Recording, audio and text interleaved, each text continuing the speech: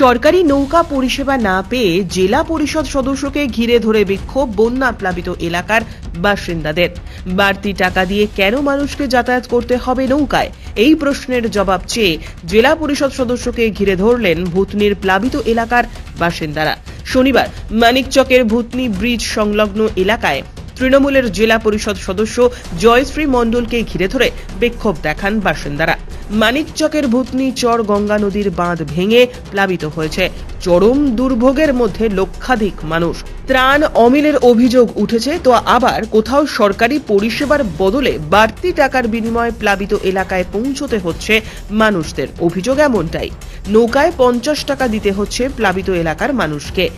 এই অবস্থায় জেলা পরিষদ সদস্য জয়শ্রী মণ্ডলকে ঘিরে ধরলেন প্লাবিত এলাকার বাসিন্দারা। কেন বিনামূল্যে সরকারি নৌকার পরিষেবা পাচ্ছেন না, তাই বন্যা কবলিত বাসিন্দারা বিক্ষোভ দেখান। তবে এমন পরিস্থিতিতে প্রশাসনের উচ্চপদস্থ আধিকারিকেরা এলাকায় পৌঁছে ঘেরাও মুক্ত করেন জেলা পরিষদ সদস্যকে। আর এ বিষয়ে দুই বিক্ষোভকারী কি বললেন শোনাবো আপনাদের। ওনাকে এর আগে নাকি দিয়েছিল পঞ্চায়েত থেকে নৌকা, ফ্রি নৌকা, মানে সাধারণ মানুষের যাওয়া আসার জন্য সুবিধা, এমার্জেন্সির জন্য রাখানো হয়েছিল। এখন প্রত্যেক মানুষ এমার্জেন্সি করে আসলে 1500 টাকা করে রিজার্ভ করে আসতে হয়।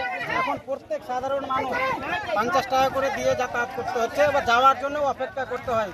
কোনো সরকার থেকে বা পঞ্চায়েত থেকে কোনো পরিষেবা দেওয়া হয়নি। কি করছিল তোমরা, কি করছিল জেলা পরিষদ মেম্বারকে ধরে?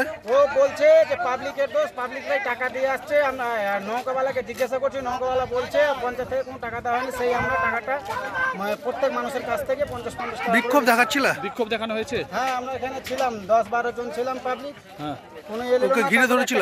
কি করেছিল? জয়শ্রী মণ্ডলকে ধরে কি করেছিল? ওই বলছিলাম কই আমাদের বলে সাধারণ মানুষের জন্য নৌকা ছিল, এখানে মমতাদির জন্য লেখা ছিল সাধারণ মানুষ প্রবহন জলের জন্য পরিষেবা।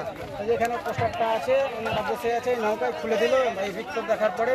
তারপর কিছুটা পোস্টার লাগিয়ে পুরো শাসন সব, মানে সাধারণ মানুষের জন্য নৌকা নাই? না, সাধারণ মানুষের জন্য কোনো নৌকা পরিষেবা দেওয়া হয়নি বা নাই। কি বলছে? 50 টাকা নিচে যাবে না লিয়া। তাহলে কি করবেন এখন? আমরা 20 টাকা নিচে না হলে আমরা যাবো না, এখানেই থাকবো। 20 টাকায় দিবেন? হ্যাঁ, 20 টাকা দেবো। কিছু বলছে না প্রশাসনের লোকজন? হ্যাঁ, সব বলছি তো। আপনার কি করবে, শুনে যাচ্ছে যার টাকা না সে পয়সা আছে। সরকারি তো নৌকা আছে, সরকারি নৌকাগুলো? সরকারি নৌকা নেই, কোনো নৌকা নেই, কোনো সরকার দেখা নৌকা নেই। মালদা থেকে পরিতোষ সরকারের প্রতিবেদন, নিউজ টুডে।